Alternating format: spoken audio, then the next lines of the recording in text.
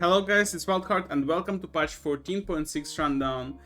Today we'll have to go over Briar, Karma, Smolder, Senna nerfs and some major buffs that I personally expected for quite a bit. Honestly, I expected Shan to be buffed, I expected Tryndamere to be buffed for quite a bit. So let's dive right into it. First thing that we should pay our attention to is ranked adjustments that now if you demote to lower division respectively, you will start play with 50 LPs. So normally if you've been demoted earlier, you've been playing around 75 LPs, right? And after one win you've been normally promoted back. Well, now that's not a thing. Now you will need at least like 2 wins to get promoted back. And on higher divisions, on higher skill brackets, like Emerald, Diamond, and Master Tier, you'll probably need like 3 games. Bot AI update. That's something that I personally expected for a long time, simply because that's actually a very good update for beginners.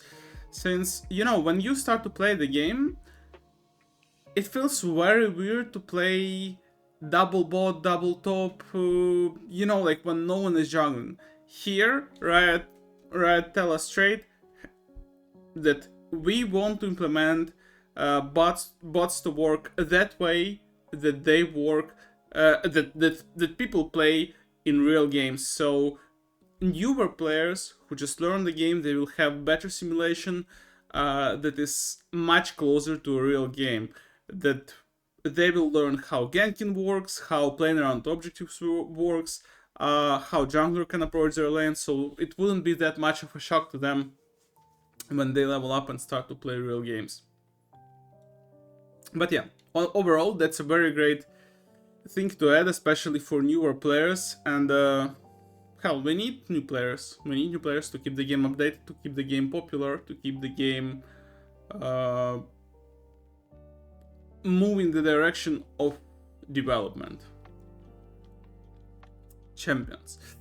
Briar has another list of changes. I wouldn't say it's like a buff or nerf. Patch notes say it's a nerf, but let's see what they have prepared for us. Q, Head Rush can now jump towards. Honestly, I don't really see a use of this change. Just another target for her to jump with her Q. But that's no biggie. Probably I don't understand something with that. But for instance, I don't really understand how you can use it immediately. W, Blood Frenzy. The damage is reduced from 55, 70, 85, 100, 115% to 54, 68, 82, 96 and 110% respectively. Basically a percent per each level. I wouldn't say that's that big of a deal. You don't really want to over nerf Briar because champion is very transparent at its use, and you don't really want to over nerf champions like that, because if the champion is very straight, it's very difficult to balance them out, because they have very limited potential to outplay other champions due to their very limited mechanics, let's put it like that. Same thing with healing, by the way. The healing is reduced by 1% each level, so that's like double nerf on W, but once again, I don't feel like that's the end of the world, honestly. I feel like that matters, definitely, but that's not the end of the world at all. What do we have with the LT? Flat damages are reduced, so basically level 1 it's the same, but level 11 and level 16 the damage is reduced by 50 and 100 respectively. Scales remain the same. I mean, 50 damage at level 11, it's not that big of a deal, but you know, when you nerf that many things. But it still doesn't feel like that's something serious, considering how many nerfs Briar already went through, so it's kinda alright. Cho'Gath. W cooldown decreased, E damage increased. Alright. I mean, 2 seconds on Feral Scream. 2 seconds on Feral Scream, and as you level it, it becomes the same as it was earlier. What do we have with E? So E is straight up buffed.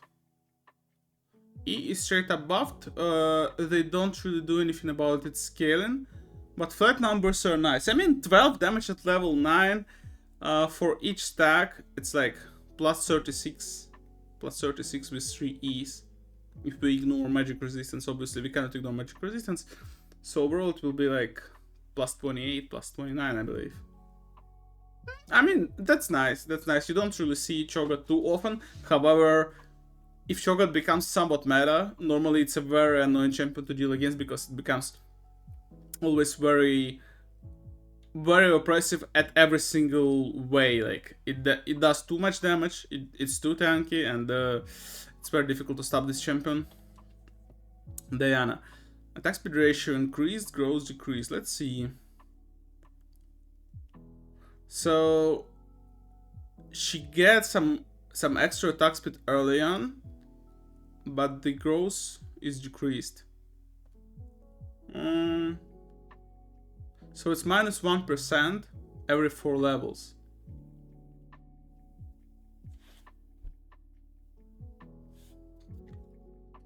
Wait, it sounds quite solid. What do they do with the passive though? Because passive does attack speed. Yeah, it gives attack speed as well. And they nerf attack speed on passive as well.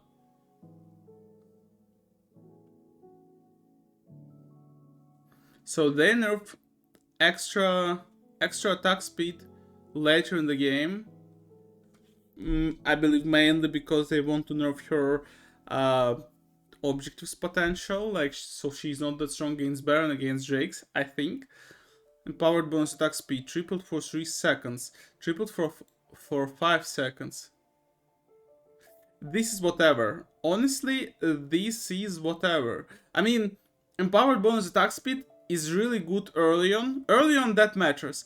However, if you pilot Diana well, you never had issues with cycling spells that way that you would have your passive permanently up. So I don't really see a need in this buff of attack speed on her passive. I mean, for people who just learn Diana, that will probably matter. But once you master this champion, this is just not needed. This is irrelevant. Kinda weird. However, they actually note this one that it won't reflect the change until the next patch.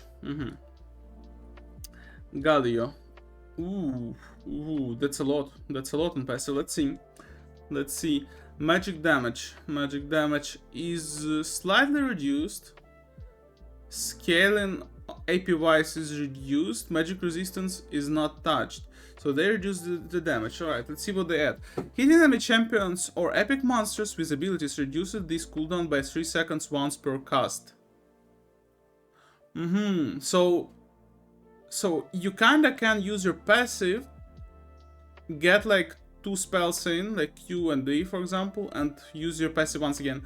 Colossal Smash now triggers spell effects. Not sure what does that mean. Which spell effects?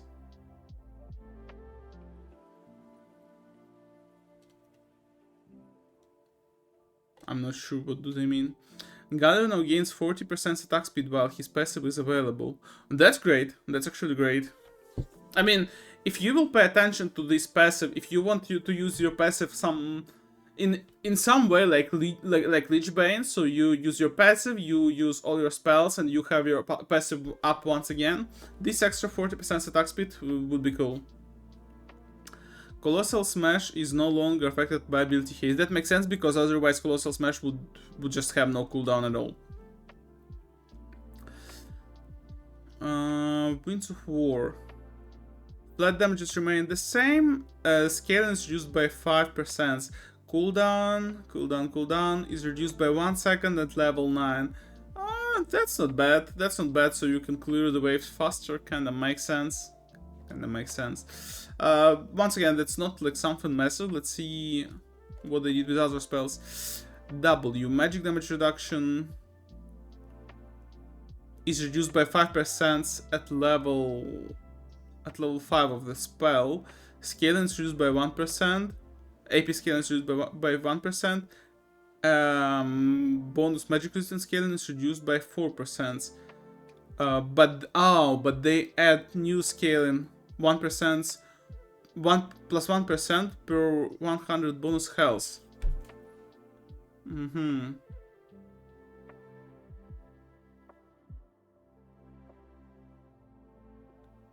I mean, Galio should have some bonus health, right? He normally builds some items that give him extra HP, so he would normally have like what, like 600-700 bonus health from items, or even more sometimes. So, I wouldn't say it's like a street buff, but it kind of looks to me like a buff, especially against AP comps. If you're stuck in some items like Abyssal Mask, like Spirit Visage, like Force of Nature, stuff like that, basically. I feel like it can be good. Minimum magic damage. Minimum magic damage is reduced as well. Man, they kind of try to nerf everything, but at the same they try to put it like a balance. Interesting. Justice Punch. Reduced by 15 damage as well. Scaling remains the same. Reduce damage to non-champions. I feel like they kinda do it so he doesn't one-shot all the waves. I mean, they gave him quite some buffs on passive, and they clearly want passive to be more useful, but at the same time they nerf every single spell in different way. Aside from Q, okay, they gave 1 second off on Q. Wow. But at the same time, I feel like this is just odd. Let's see what they bring with it. In this patch, we are making several adjustments to Galio with goal of making his damage more consistent over fights and to increase his synergy with more durable AP items such as Rod of Ages and Driftmaker. You don't need Driftmaker as Galio. I don't think you ever want Driftmaker. I mean, unless you build something like Leandri.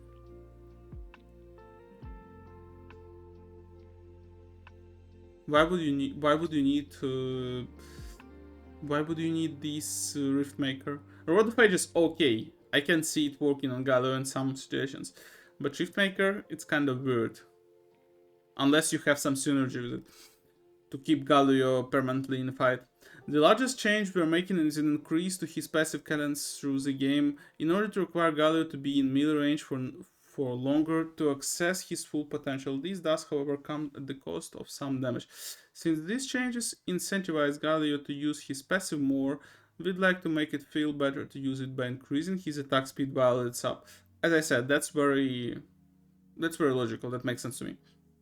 The second largest change here is a new health ratio on his W, which should make purchasing AP and health items feel much better. The rest of the changes are focused on ensuring tank Galio doesn't become too strong by toning down base damage while ensuring we keep the AP ratios high.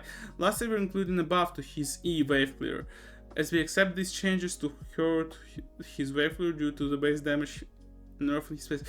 It kind of feels weird still, like they want him to be stronger as an off-tank type of champion, but he cannot really tank anything if enemy team has AD damage mostly. Like he's a great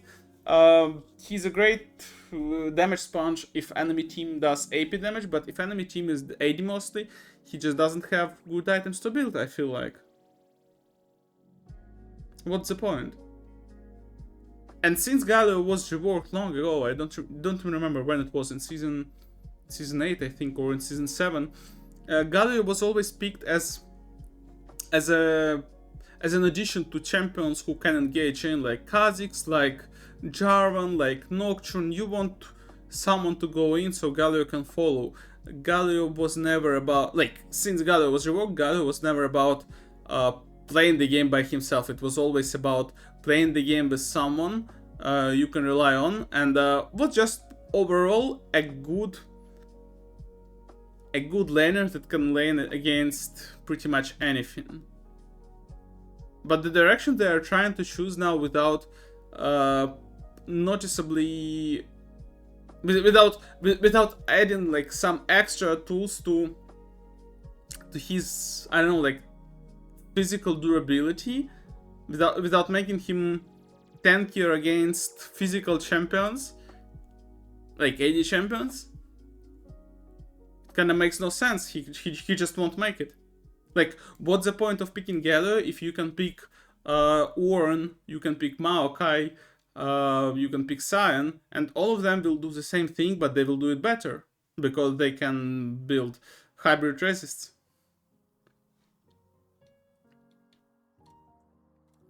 Well, it is what it is. Gragas. Base health decreased, Q mana cost increased. Minus 30 HP. I mean, one extra hit to kill him, one less hit to kill him, which is not that big of a deal, and kind of huge nerf on barrel roll. I'm surprised they decided to nerf his mana cost, because it's not like Gragas is a very easy champion to pilot him efficiently these days. I feel like, but that's a very good idea to nerf him that way, to nerf his mana cost. If you want to nerf this champion, probably mana cost is the best way to hit the champion without just over nerfing him. Karma, mana growth decreased. Interesting. Mana regeneration growth increased though. But it's kind of whatever. Mana regeneration grows, it's pretty much about scaling. Karma doesn't really scale as much as she was scaling earlier. And she doesn't really scale that strong as she was scaling when Malignance was like super broken with her. At the same time, cooldown refund 5 seconds to 4 seconds. Mana cost on Q, holy fucking shit, 45 to 80?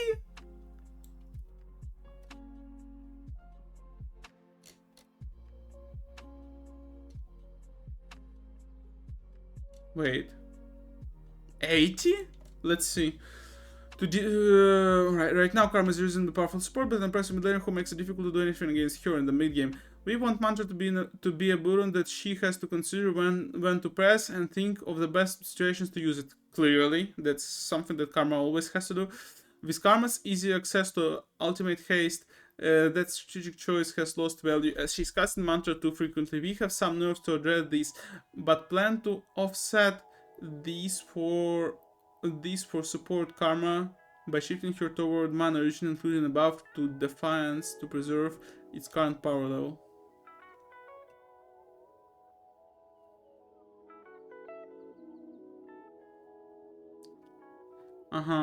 Bonus shield, no AP scaling, flat numbers, plus 15, plus 15, plus 5. Only 4 levels. Wow, what a dog shit. What an actual dog shit. I haven't seen her charts, but I think this champion is genuinely dead. I mean, 1 second less of cooldown refund if you hit someone with spell, right? And this much of a nerf on Q on for the champion whose kit entirely centered on Q. Like, doesn't really matter if you play top, mid, or support Karma.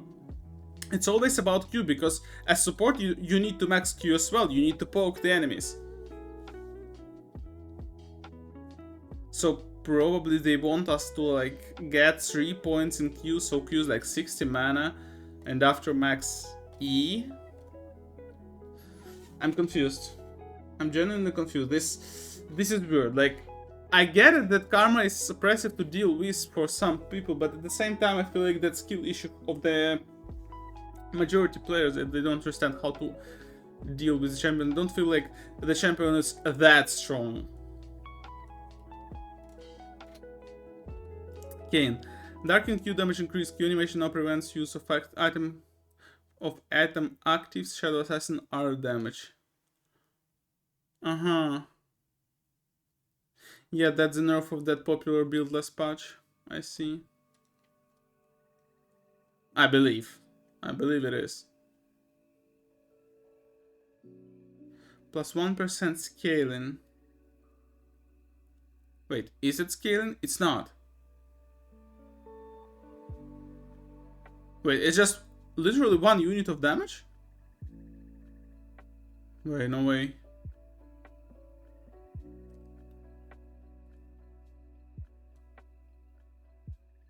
Ripping slash animation now locks Kane out of using item actives. I mean, it kind of makes sense because he's in animation. It was weird that he was able to use it earlier. At the same time, I feel like this change doesn't make any sense because it's like literally the same damage. It's not even a placebo. It's like literally converting the same previous number to exactly the same number and adding like these new features that he cannot cast active items while he's using Q. Well, what do they change with the ulti? Flat damages are the same, minus 25% bonus AD. Kinda makes sense. This doesn't affect Darkin from ultimate damage. But I mean, it kind of makes sense. Very smart nerfs, I feel like. Ornn, E cooldown decreased. Interesting. 2 seconds. Actually, 2 seconds.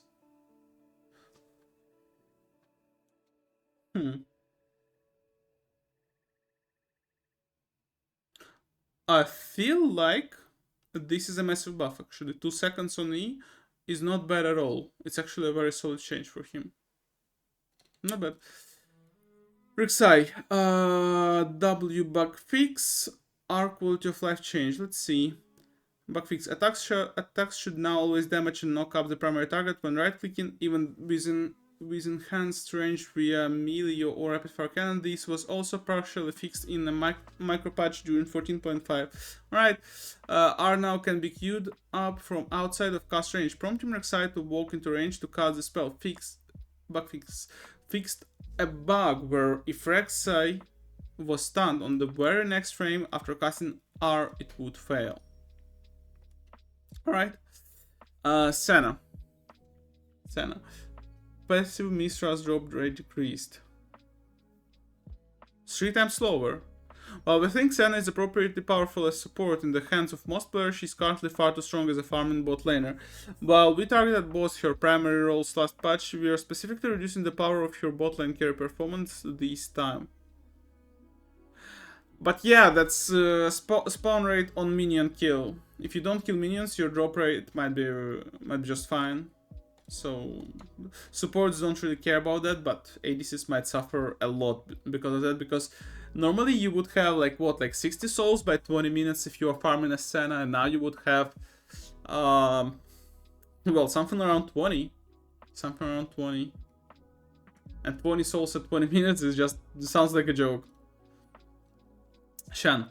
Passive cooldown adjusted. Cooldown refund 4, 4.5, 5.5, 6, 6.5, 7, 7.5. No, this is a buff from levels 2 to 17 and is most pronounced at levels 8 to 16. Alright, so that's like that's like mid lane, not mid lane, mid game targeting buff. Shen is a unique tank with strong one-man dueling potential, and we'd like to make sure he continues to live up to that standard. I mean, that's fucking bullshit. He's been a good 1v1 dueling tank like 3-4 years ago. Now he is just straight up top lane support. Guys, is there like literally anyone who considers Shen a great 1v1 dueling tank? Like, seriously, does anyone think that Shen is a decent match to champions like Jax, like Fiora, like Camille, like Kled, like Garen, like Olaf, like... There are many options, like, seriously. But overall, I love the change. Like, I want to have Shen more in the games than I had for the past couple of months, because I barely had any chance in my games, and I feel like adjusting him like just a little bit is exactly what we need to identify what exactly is he missing by now. Sign, Q damage increased, W shield increased. Ooh. So minimum damage is the same, I mean the flat damage, but what do they change? Oh, they are, I see, they are just in scaling. Not too much, it's, but wait, they still nerf the early. They still nerf the early, and by the time your spell is level 3, you're at the same spot as you were, and by the time you're level 5, you have plus 5%. So that's not bad, especially for 80 science, they must appreciate it.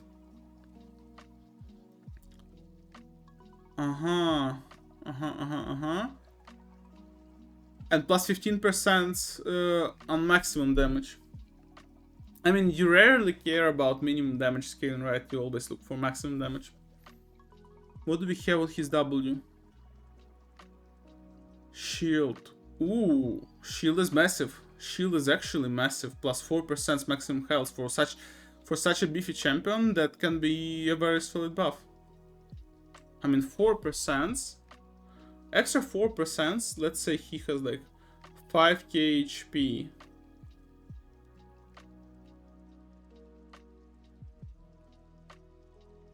That's like 300 extra shield. That's not bad at all. That's like 300 extra shield. That's not bad at all for considering you don't need to spend anything for that. Smolder.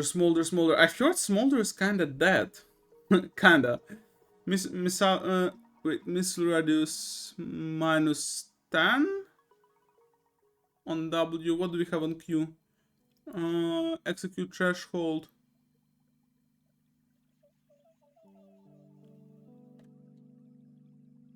It's decreased. Smolder only checks to execute units after Smolder's damage, meaning it will no longer execute off allies. That's very unfortunate, I feel like. Flap. Movement speed is reduced by 25. Well, that's some massive nerfs, not gonna lie. That looks tragic. That actually looks tragic. Well, rest in peace, Smolder. Well, Trindemer, attack speed growth increased. Plus 5%. It's not bad. Not bad. Volibear. Q bonus movement speed decreased. R cooldown increased. Man, they just buffed you. They literally just buffed you. They just buffed you, and they're... I think they're nerfing exactly the same things that they buffed him. Funny. IE, plus 10%. Not bad. Not bad. Navori. They changed the build pass to BF Sword. I mean... Having BF in your build is always a dog shit idea because the item is just too expensive, but you get plus 5 AD. Honestly, I'd rather have pickaxe. That's a huge nerf to champions like Tristana made. I feel like if you normally play Kraken into Navori and play like hyper aggro, this is a massive nerf to you because now you have to store 1.3k to get this fucking BF sword. That's just too much.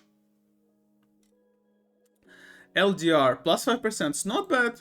Mortal Reminder plus 5% as well. That's cool. That's cool. I feel like I realized that they probably did little too much with the armor penetration nerfs all the way.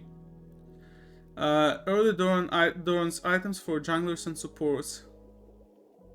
On a time, Doran's blade, Doran ring, and Doran shield may no longer be purchased if World Atlas or Runic Compass are already in the player's inventory. This also applies to the Moss Stomper, Gustwalker, and Scorch Claw starting jungle items.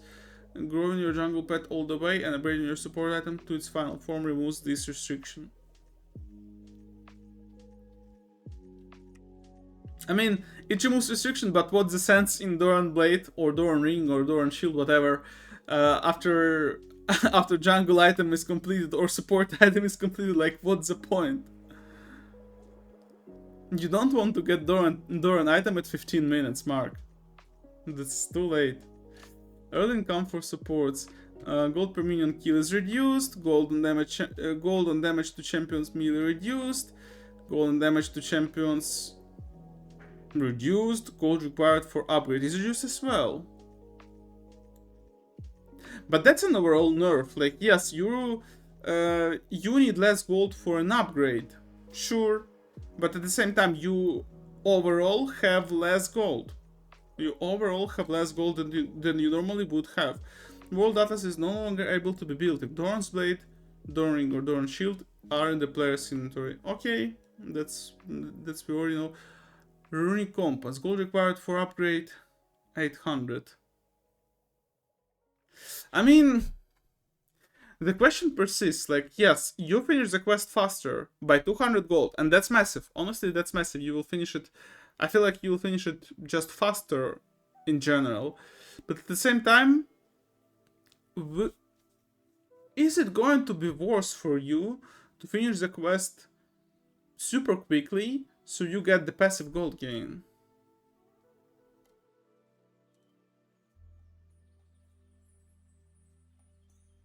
And they nerf this item as well.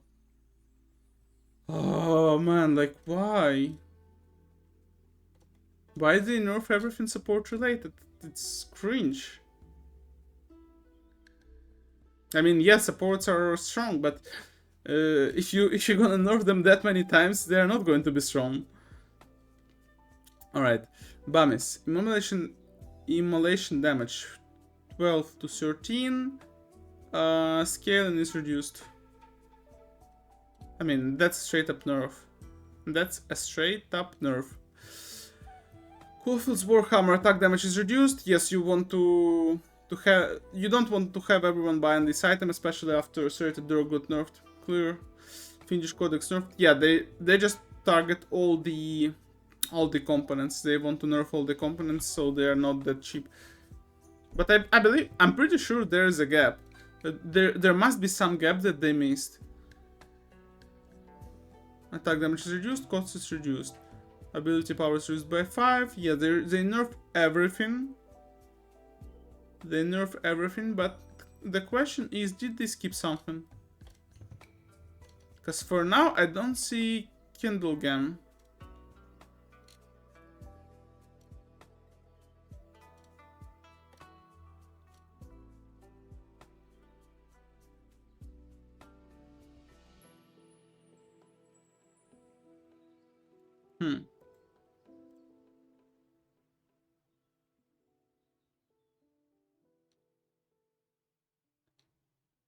Brutalizer is reduced as well. Yeah, they nerf all the components. What about Spectral Scowl? They add base health regeneration. They remove this one. I mean, overall, you would have exactly the same region as you had earlier. Interesting. Is there any other part that I missed? Like cheap components? Sheen. Probably Sheen. Yeah, they didn't touch Sheen at all. They didn't do anything about Sheen. They didn't do anything about Forbidden Idol. Yeah. They didn't do anything about Bundle Glass Mirror. So supports are saved. Well, not bad. What do we have with Void Drops? On this, for remaining Void Drops receive a 25% maximum and 25 maximum missing health shield that decays over 10 seconds. On this, remaining Void Drops receive a 30% maximum. They want people to not focus on Void Drops that like serious that they do. I mean, that makes sense considering that everyone wants to get Void Drops to get early dominance and snowball the game, but sometimes it's just safer to go Drake and chill scale. And makes sense, especially if you see that enemy team like tunnel super hard and you cannot maintain their skirmish power early on. Like, you cannot just match them early on. But yeah, that's it for now, guys. Thank you for watching. Hope patch 14.6 will be fun for you, and see you next patch. Bye.